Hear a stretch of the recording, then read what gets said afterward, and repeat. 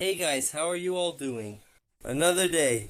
Today I slept a little more. I think it's about 7 a.m. now. I'm taking this last fire extinguisher since I've already grabbed the others. It's always heavy when I carry it upstairs because it's full. Today we have a few things to do. Right, Jade? Come on. She ignored me. What? Did you put it up? Uh-huh. Right? Yesterday I opened one of those fire extinguishers and a bunch of powder came out. My nose has been running since yesterday. I can't handle any kind of powder. But I did something cool. Look here, I made this a quenching tank. This black one is for selective quenching. This way I can just dip the knife. This way I can dip just the edge of the knife. I just season the part I want, not the whole knife. Wanna see? Here? I lift here. Look, the pan is already full of oil. Then I put the knife in here. I dip only the part I want. I needed this. There are some knives that are better to do like this. I'm going to take the opportunity to tell you a story while I get things ready here for myself. So I can work. I think those who are subscribed to this channel have already seen that first video, Big Truck Adventures, which is, by the way, a very fun video. If you haven't seen it, check it out. We were going down the hill, this hill right here behind me, going down with a wooden cart, wooden wheels and all. It's a lot of fun. There, you might be wondering why we recorded this video.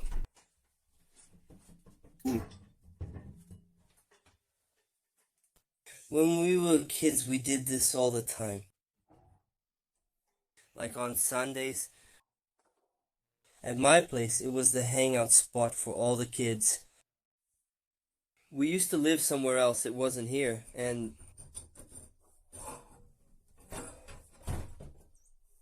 Sunday mornings were just for the kids, right? Kids wouldn't wake up at 10 or 11 o'clock, no. By 7 in the morning because the house was full of kids. Each person had a unique little car from this hill. It was cool. I wish I had a photo, but no one had a camera. So each kid had a different little car, and they were some really crazy little cars.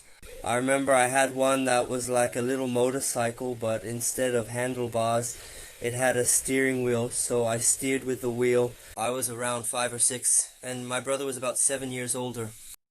I was halfway down the hill behind our house, where we used to go sledding. We used to race. If there weren't 5 people on top, then everyone would go down together. Whoever was in the middle was in trouble because of the big ditch there. And then you had to figure out how to dodge it, and we used to go down that hill a lot. Usually the one who won was the one who had a bike made for going downhill. It wasn't exactly a bicycle, it was just a bicycle frame. But usually the wheels were from something else. Sometimes they use smaller bicycle wheels. I'd use a size 16 frame with size 14 or 12 wheels. Not size 26, I'd put on size 14 wheels, that's it, and it didn't have pedals. Then, in the spot where the crank goes, I'd stick a piece of wood just so you could rest your foot on it, and here they would really get going. Whoever went down on that one. But there were even categories. Usually whoever had that couldn't compete in the main race we went down because it was unfair, right? Usually those on downhill bikes were much faster. And I had that little cart. Then, as I grew up, like when I was around 6 or 7 years old, that cart was already too small. I couldn't fit on it anymore. It was already falling apart. I had gotten it as a gift. It was a store-bought cart. The one I had was made of plastic. It was a gift. I think my mom got it from some job she worked at. Someone was going to throw it away. I don't know, something like that. Then I got a toy motorcycle. I can't remember if it was used. I think it was because I was already big. And we started going down a much steeper hill. It was funny. Most people didn't even have the courage to go down. The hill we went down had a basket about 100-200 meters away. We used to have competitions there. Then we went to a hill that was about 500 meters long. It was much bigger.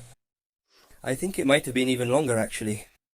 And we would go down that thing. We picked up so much speed, so much speed. The worst part was reaching the end. There was a gate and a cattle grid. Where were we supposed to go? At the end of the hill, a cattle grid was in front of us with a gate beside it. And the road itself made a turn like this. A curve of about 120 degrees or so. If you're going this way, you turn back this way. It was a very sharp curve, and one day I was going down and couldn't brake. I was on my little motorcycle, you know. I got to that end over there. And what was I supposed to do? Either crash into the cattle guard or crash into the gate. I didn't want to hit either of them. I threw the little motorcycle into a ditch in the middle of the road, so everyone had to go around it. The little motorcycle broke, like that front part where the wheel is, and I went sliding on the ground. I thought the little motorcycle was ruined and tossed it aside. A month later it was fixed, and we were riding down the same hill again. That's how it is. But it was really cool. Then my cousin, who came down with us, in that video that's here, going down the hill on the big cart. It's me, my brother, and my cousin Ulysses. Yeah, he used to come here once in a while, and he would join us. He didn't bring his own cart, no. He would go down with ours. We always had an extra one. And he came here the other day, well, not the other day, 2 years ago, that video. Then he said, let's do it again, let's go down with the cart, and we did it. We made that cart. With some wheels that were from, I don't even know what those wheels were from. I think they were from a wheelbarrow, the kind you pull. Coffee? The oldest one we have around here. And we ended up going down in that little cart. We went down a bunch of times.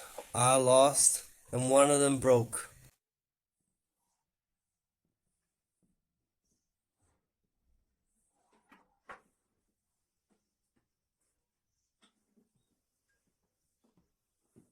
I'm going to put this outside because we're going to use it today. We're going to attach some cables. I made a video yesterday testing this thing here. And now it's time to really start using it.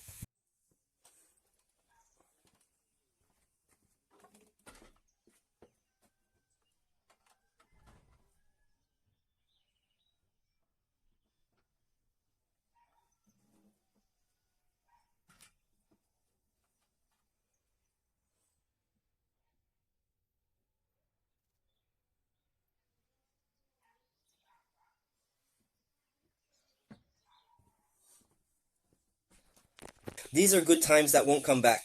Nowadays we can't have downhill competitions anymore, but we make knives. Look how it stayed in place. This tool is very useful for working with the handles. There's something I always miss. It's doing a preliminary finish on the handle before gluing. Tool to use. I'll grab a piece of wood here. Let's suppose this is the handle scale. I need to make it flat before gluing it so it doesn't end up with uneven gaps. Here, I put it on top and it stays flat. And another thing, I need to do the finishing. Let's suppose this is the part that's facing the knife blade. Where would the guard be if the knife had one? And it's good to do this finishing beforehand, and I can do this finishing here, no problem. This tool is awesome. I'm using it today.